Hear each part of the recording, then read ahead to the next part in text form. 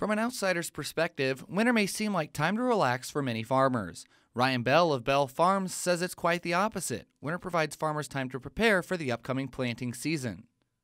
During the winter, we're mainly, doing general maintenance on tractors, getting them all up to speed and ready to go. A lot of greasing, changing tires. Like this guy just got a new set of tires on him. Just making sure everything's ready so when the snow is gone, we can get out there in the field. We're ready to go. We don't have to wait around when everything's thawed and we're wanting to get out there and plant and be like, oh, well, we got to do all this maintenance on all these tractors now. Many farmers are enjoying these cooler melting temperatures as it gives the moisture the chance to penetrate deep into the soil. They're also waiting for the ground temperatures to rise to begin work in their fields. Thaw, refreeze, and then more snow, thaw, all these cycles that we keep going through, that's big. It helps you a lot more than say like a rainstorm or thunderstorm where you've got all this pounding rain coming down. When that snow just slowly thaws out, that really helps because you just get a slow absorption in the soil. Temperature is a big factor. You got to have enough heat in the ground that those, like say when you go to plant, that those seeds are actually going to germinate. If you do it too cold, there's a chance that you put seeds out there and you get a frost and a couple of inches down. If it gets too cold, those seeds will just die. And then when it gets warm again, they won't sprout.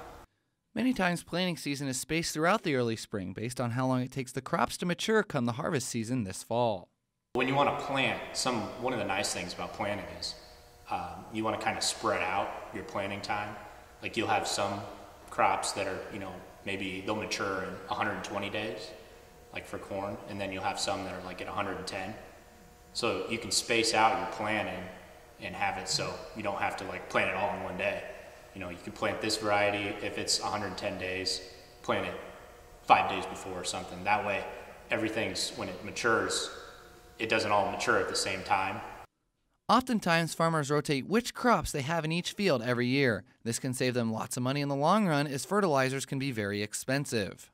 We do it because you'll have a lot of nitrogen loss with corn.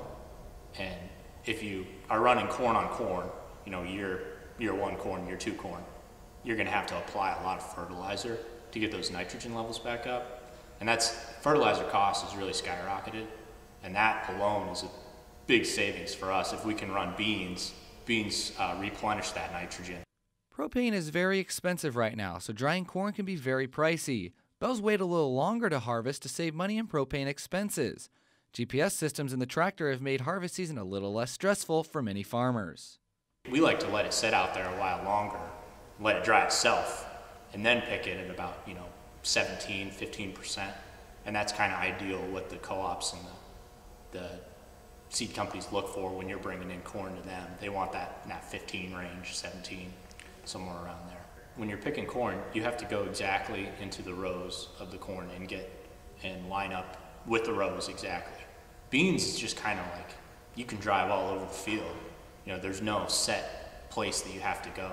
Since you're not picking an individual row, you're way more flexible. It's easier in beans. But now with the GPS guidance systems and stuff, we can just do the corn. It basically tells you where you're at in the row, and it'll guide you along that same row, and you just drive.